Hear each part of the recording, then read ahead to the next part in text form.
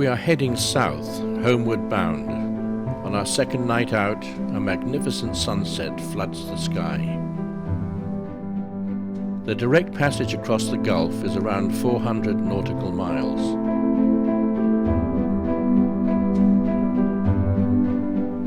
Dawn's probing fingers paint the peaks of the coastal mountains. The sun rises above the horizon and floods the sky with color as we approach Cape Spencer. Our first overnight port of call is the Native American village of Hoona. A welcoming eagle greets us at the entrance to the marina. It is August. Salmon berries and fireweed signal the end of summer. Before leaving, we take the opportunity to top off our fuel tanks.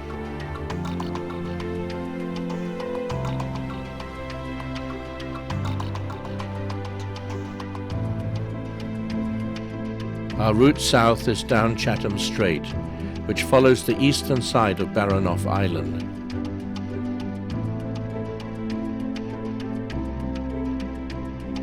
This outside-inside passage attracts charter boats of classic design, like this mothership to a gaggle of kayakers.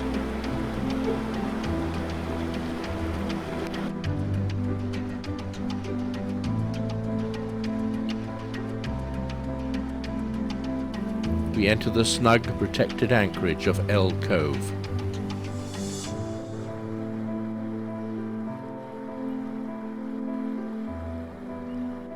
We pass a bloom of jellyfish on our way in.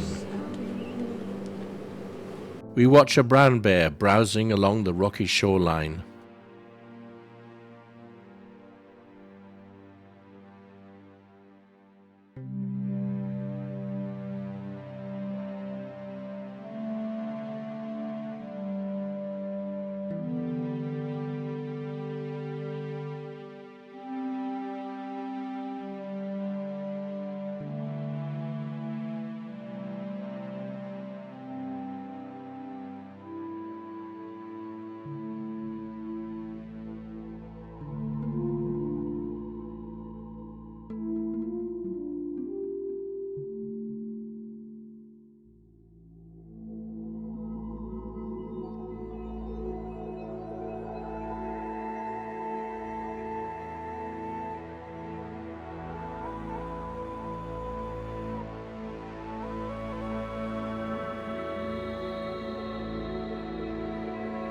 The jellies drift to where we are anchored. This could be a concern as they can be sucked into the generator water intake. Fortunately, after a day's running, we have sufficient battery power to last overnight.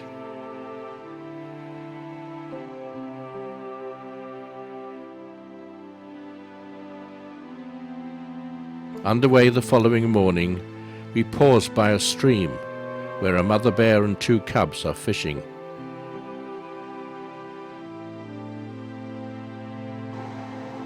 Seemingly without effort, they pick fish out of the shallows, much like a buffet.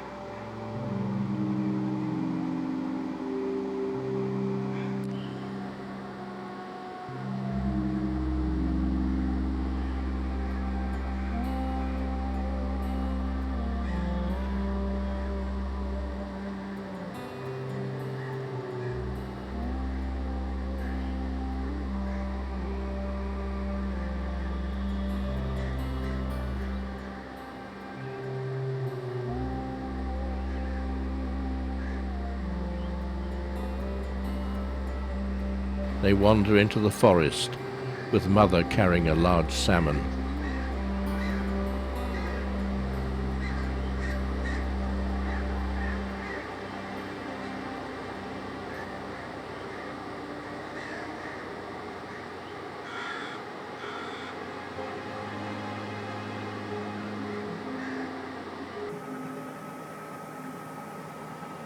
we meet another handsome boat of classic design, whose engine runs like a sewing machine.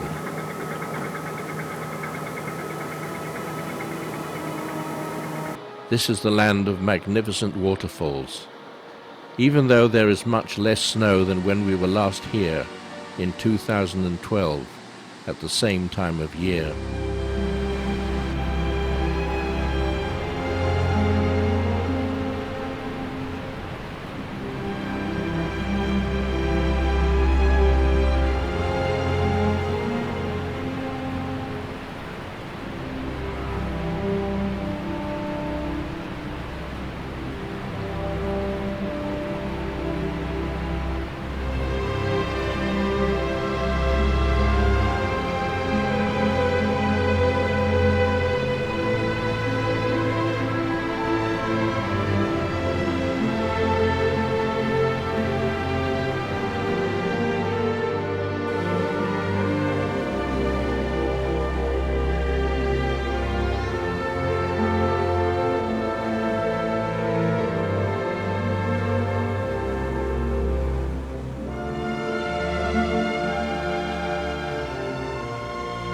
Our next destination on Baranof Island is Warm Springs Bay. We arrive early, so there's room for us at the dock.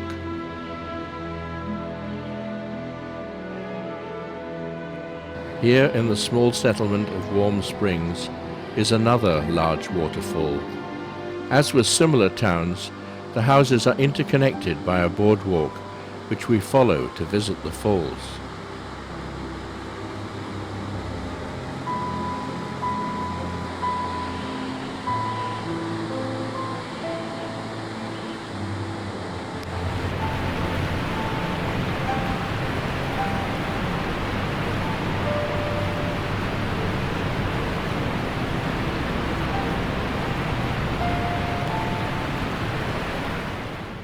Chris, Christine and Louisa pose for a group photo. A float plane provides a convenient means of transport to and from cruising yachts, wherever they may be.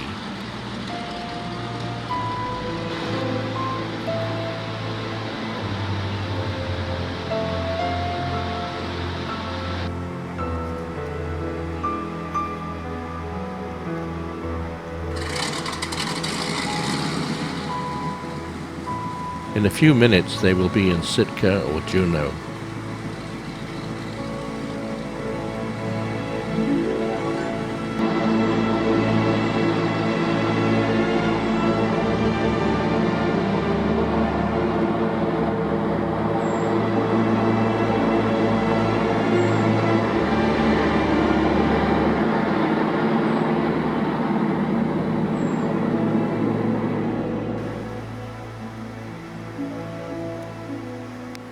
Salmon berries provide a tasty snack. The warm springs, for which the bay is named, provide natural hot water which has been piped to 3 cabins by local residents. These are free, although voluntary donations are requested. It is wonderfully relaxing to float in this silky warm water, looking out at a view of mountains and passing birds.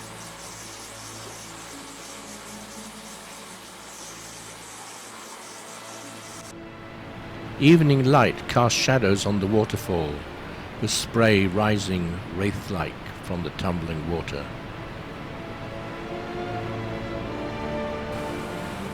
The following day we continue south along Chatham Strait.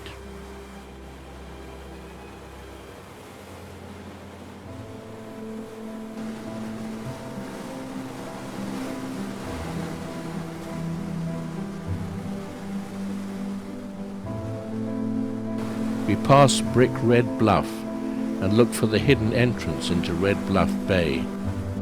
According to the chart, it is directly ahead of us, and it warns of an additional 5 degrees magnetic variation in this area.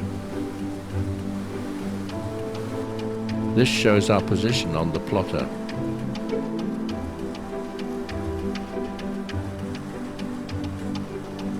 The way in remains hidden until the very last minute. The entrance is camouflaged by a scattering of islands.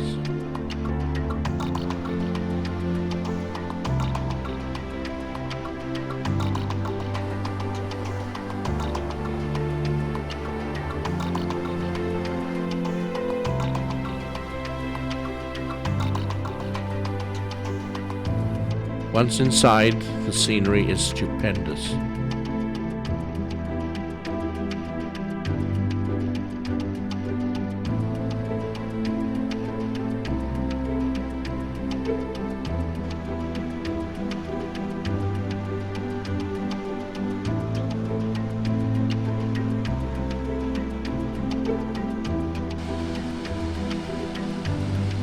Another cascade tumbles down the precipitous slope.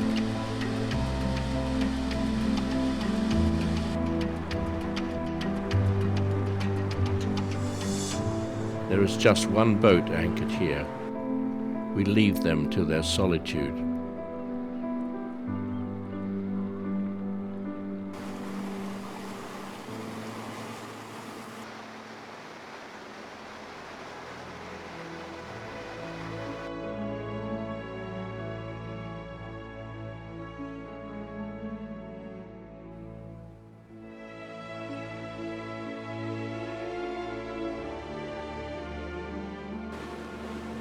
We continue south past naked peaks reminiscent of those in Patagonia.